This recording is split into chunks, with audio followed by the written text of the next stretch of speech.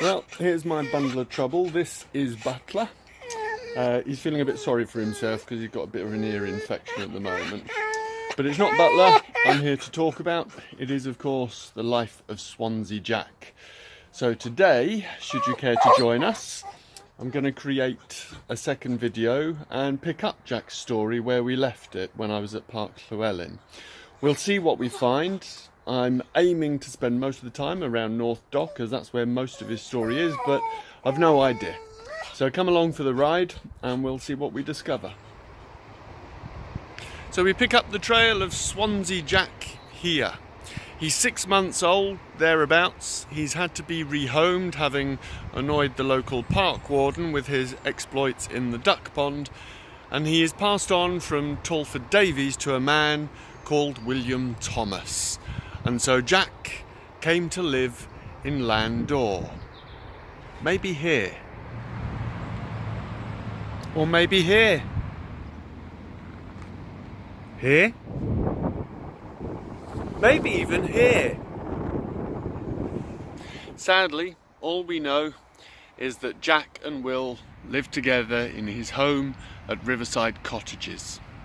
William's job was as a haulier. He had 2 shy horses and an office in the steelworks here in Landor, which at the time of the Industrial Revolution was the heart of the burning industry. Steelworks, tin plate works, and indeed what Swansea was most famous for, Copperopolis. But times have changed. The industrial heartlands of Swansea are long since gone, now where the Liberty Stadium is and Enterprise Park. I would assume if they lived in Riverside Cottages that it would be by the river, but so far my search hasn't revealed anything. It's not really a big part of Jack's story though, because soon after William took Jack on, well, times were hard. It was the Great Depression. William sold up his offices and his home here in Landor, and he moved with Jack into the docklands of Swansea. But not this dock. This is the Prince of Wales dock. And not this one either. This one is South Dock. Welcome to North Dock, the home of Swansea Jack. Yeah, I know. You don't see much water, do you? It's a bit different. There is, however, an anchor, and, bear with me, they've installed this, a great big pavement map. As you can see, North Dock. However, I don't know about you, but a great big giant map on the ground isn't that easy to understand, even though it does say you are here. So I tell you what, come with me for a coffee and I'll explain a little bit more. Okay, so here we have a couple of maps. This map is an old insurance map from 1888, very nicely depicting North Dock. Now, can you see how North Dock is actually in a curve? That's because North Dock was built from the natural curve of the river.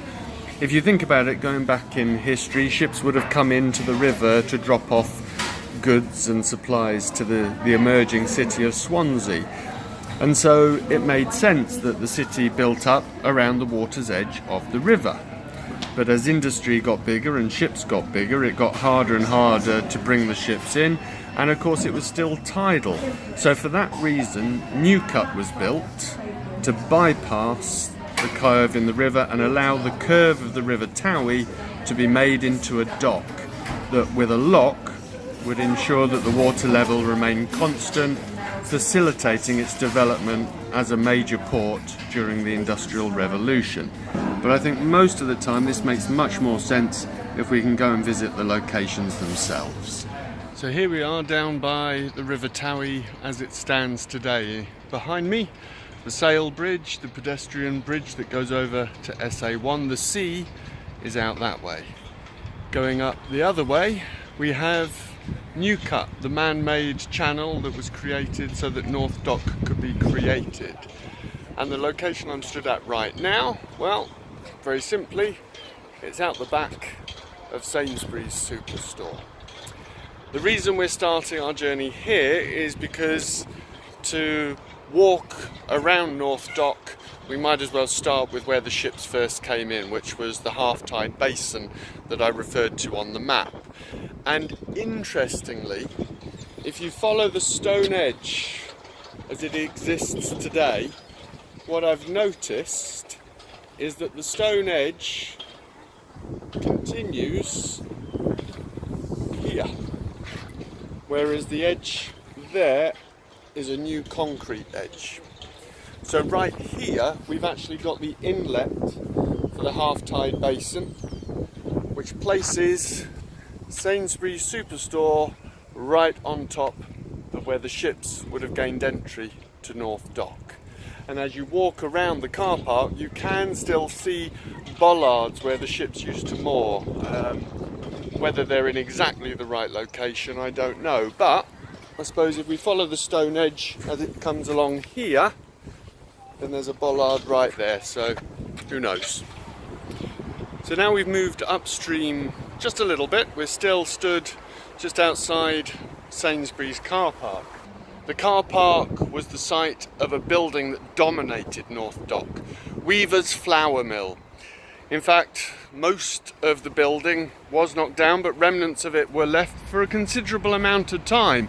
But I suppose, quite importantly, another one of Swansea's claim to fame is that it was the first reinforced concrete building, and here we are just outside of Sainsbury's car park. If you come along the riverside, which I'm right beside now, New Cut, you'll come across this plaque, and it's a bit sad, I know, but the remains of what was Weaver's Flour Mill. There we go. Right, it's probably time we actually got into North Dock itself, isn't it? So let's head back onto the roadside and we'll pick things up from where the lock was.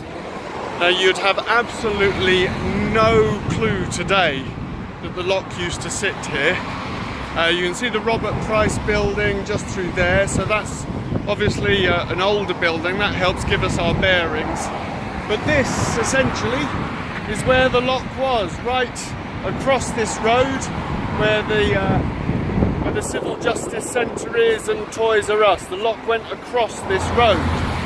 Now, this road did exist back in Swansea Jack's days. Obviously it was not so busy, but it actually had a bridge to it, a retractable bridge, and there was also a high-level railway bridge, because the railway actually extended beyond where it is today. So right now I'm stood on the edge of the car park. There's Plantasia, the big glass pyramid, so that marks the edge of North Dock. We're actually stood, the car park, the whole car park area here is known as the island, because we're sandwiched between North Dock and New Cut. So there's a big, almost triangular piece of land between North Dock, which you'll remember from the map loops right the way round, and New Cut. I'm planning on heading up New Cut Road so we can walk up to the very end of North Dock and then work our way back round to where Jack used to live. Now, today the water level of New Cut is fairly constant. With the creation of the barrage at the entrance to the docks, it's now maintained the water level, but in Jack's day this was tidal, and at low tide a Cocker Spaniel had wandered down to the water's edge and had got stuck in the mud, totally unnoticed by anyone. And then, of course, the tide began to creep back in, and inch by inch that poor Cocker Spaniel began to disappear beneath the waters. And it was Jack who sensed it, maybe heard it, who knows, but he ran off through the mud down to the water's edge, and everybody watched totally amazed when suddenly from the water he pulled out a Cocker Spaniel, dragging it through the thick mud all the way to the safety of the shore. So you see, Jack's rescuing was not limited just to human lives, he looked out for his own as well. Okay, so the weather looks as if it's starting to close in around us now. I've walked up New Cut Road to the location of the St David's Halls of Residence and the new housing estate here on Pottery Street. Well, there's a clue. The estate next to the St David's Hall, the residence, that would have also been underwater because that has been built on top of the northern basin that gave the northern entry into North Docks. So if you think about it, you had the basin here, and then just across the road where Greggs is and Screwfix, that was the northern extent of North Dock. But rather than us walking back there first, I want to pick up on the railway bridge. If you drive this way, you'll notice there are two levels. There's this lower metal bridge that has nothing on it, and then the higher level, that's where the current railway is, leading into Swansea Station on the High Street in town. So the reason for coming here is that lower level bridge used to carry a different line, a branch line that extended. You can see the arches there, the distinction between the two levels much clearer, and that leads all the way round to, well, what would have been the western side of North Dock. So let's follow it along and see where it leads us. So we've come all the way down the road there, down the Strand. You can see we're right next door to the BT Tower, and we find ourselves, well, here. It doesn't look much, but right here would have been Padley's yard. The railway itself at this point has crossed over, so we're actually, the railway is between us and the dockside. Now, as best as I can make out, the railway lines came through just about here, cutting off Padley's yard from the dockside, but the dockside was still accessible through a tunnel that went through the arches of the raised railway line. And that meant that Jack could easily come through to the water's edge.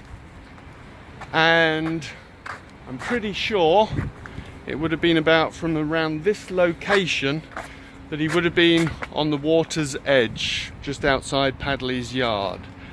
And if I can get my angles just right, this is the view of the locks that he would have had. You can see in the background there the weaver's building. That's the concrete building. Where my thumb is, you can see the road bridge that was retracted in order to allow ships to come in through the docks. So it gives you a sense, because it was here that Will moved to after Landor with Jack. He lived in a converted stable and worked from there too. And it was here that it turned out Jack seemed to have developed a fear of water. And that was something that Will had to work with him in order to help him overcome his fear. Because after all, if you're going to be living within 10 feet of the water's edge, you don't want a dog that's afraid of water. And it was through Will working with Jack to help him overcome his fear of water that he began to develop his own particular strengths in pulling people along and eventually rescuing people.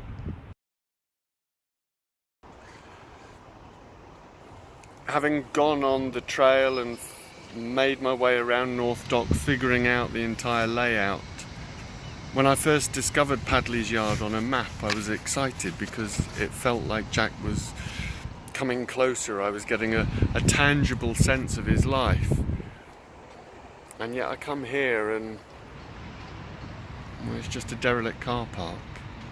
And in trying to explain to you the layout of the dockside here and the rail, I don't know, time moves on, I suppose.